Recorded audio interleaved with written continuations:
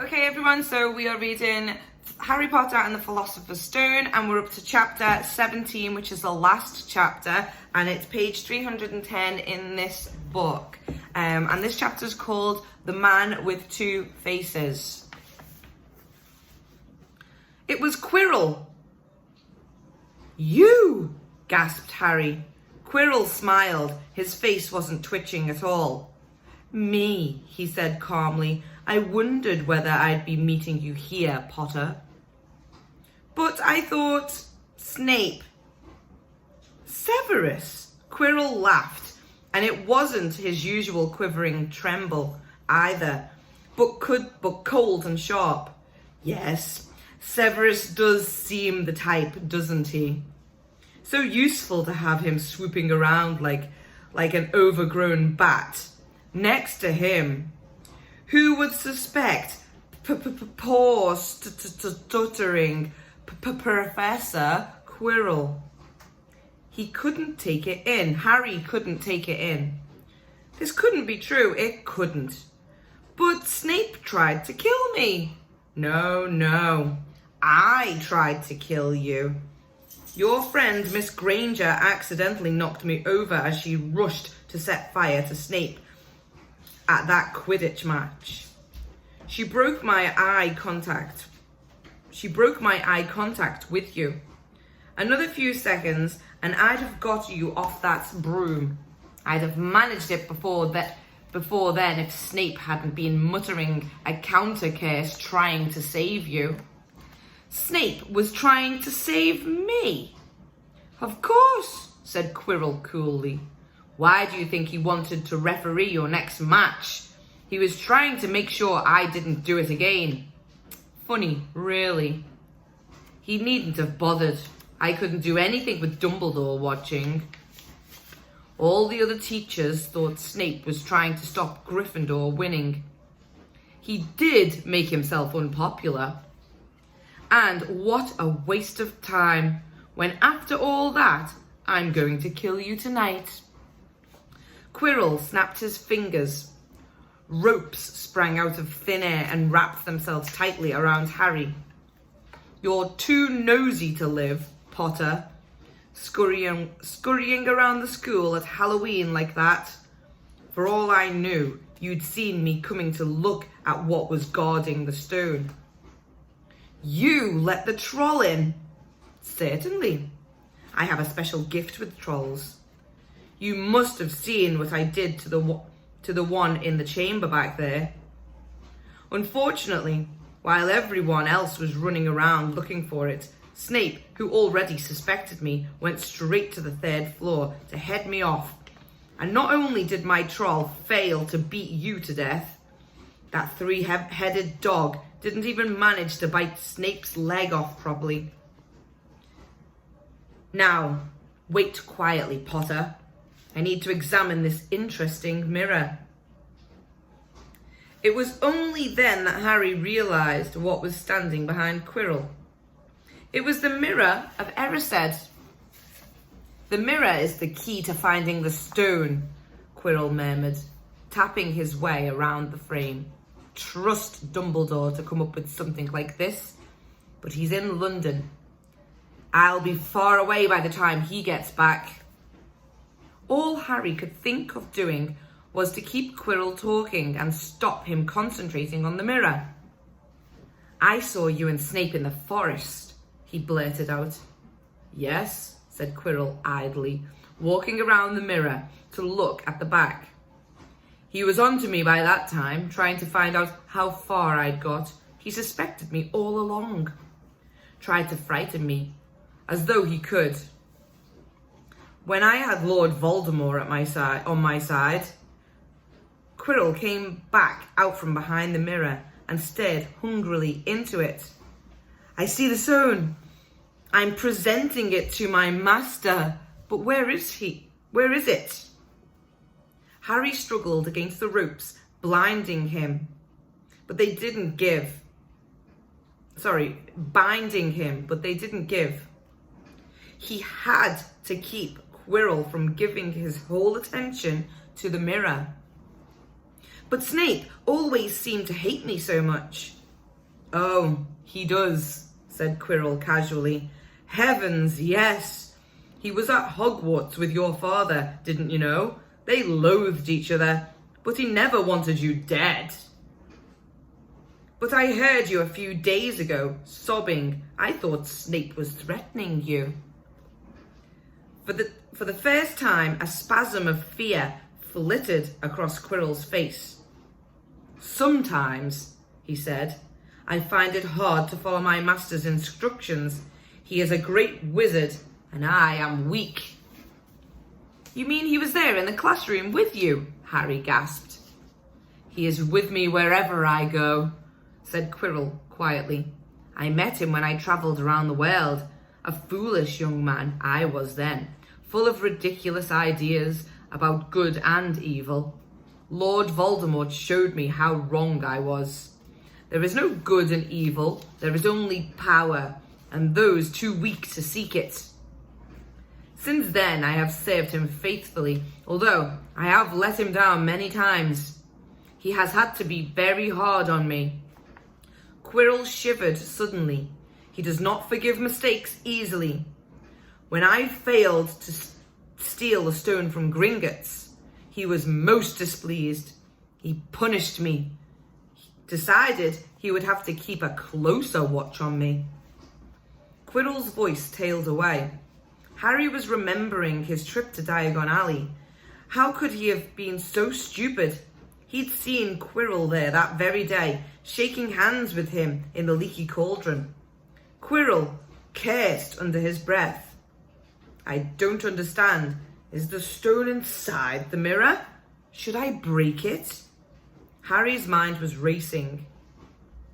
What I want more than anything in the world at the moment, he thought, is to find the stone before Quirrell does. So if I look in the mirror, I should see myself finding it, which means I'll see where it's hidden. But how can I look at without Quirrell realizing what I'm up to?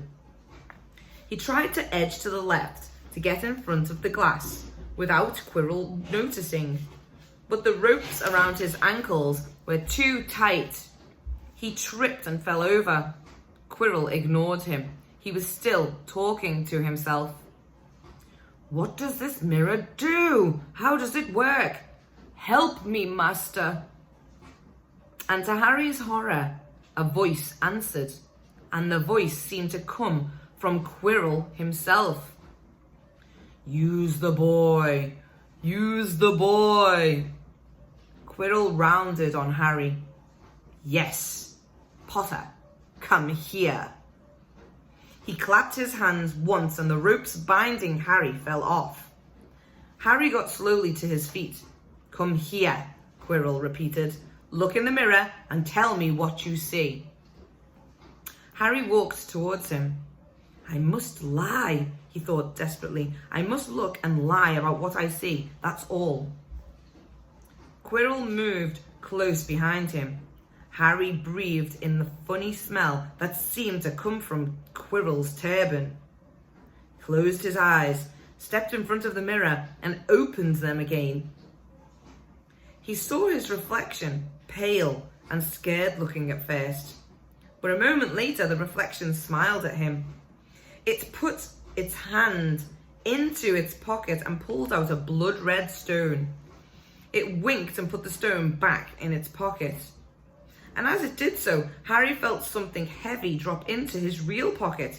Somehow, incredibly, he'd got the stone. Well, said Quirrell impatiently, what do you see? Harry screwed up his courage. I see myself shaking hands with Dumbledore, he invented. I've won the House Cup for Gryffindor. Quirrell cursed again. Get out of the way, he said. As Harry moved aside, he felt the Philosopher's Stone against his leg. Dare he make a break for it? But he hadn't walked 5 paces before a high voice spoke through, though Quirrell wasn't moving his lips. He lies! He lies! Potter, come back here! Quirrell shouted. Tell me the truth. What did you just see? The high voice spoke again. Let me speak to him, face to face. Master, you are not strong enough. I have strength enough for this. Harry felt as if Devil's Snare was rooting him to the spot. He couldn't move a muscle. Petrified, he watched as Quirrell reached up and began to unwrap his turban. What was going on? The turban fell away. Quirrell's head looked strangely small without it. Then he turned slowly on the spot. Harry could have screamed, but he couldn't make a sound.